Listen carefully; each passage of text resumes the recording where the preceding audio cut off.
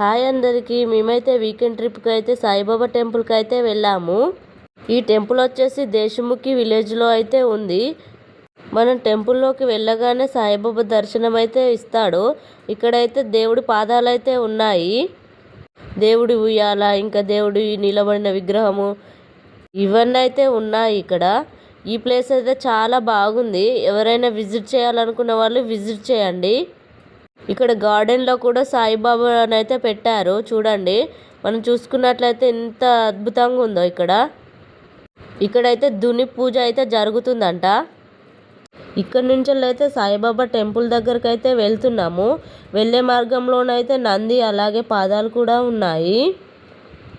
లోపలికైతే వెళ్ళాము. వెళ్ళైతే సాయిబాబాని అయితే దర్శించుకున్నాము. దర్శనం అయితే అయిపోయింది. ఇక్కడైతే ఒక అమ్మ అయితే ఉంది. ఈమెయితే సాయిబాబా పాటలు పాడుతూ అందరికైతే తీర్థం ఇస్తుంది.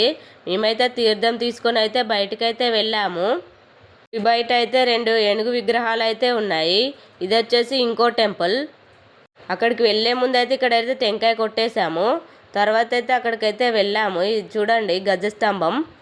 గజస్తంభానికి అయితే మొక్కుకొని అయితే ముందుకైతే వెళ్తున్నాము. ఇక్కడైతే గుడికి అటు ఇటు అయితే 2 సింహాలు అయితే పెట్టారు.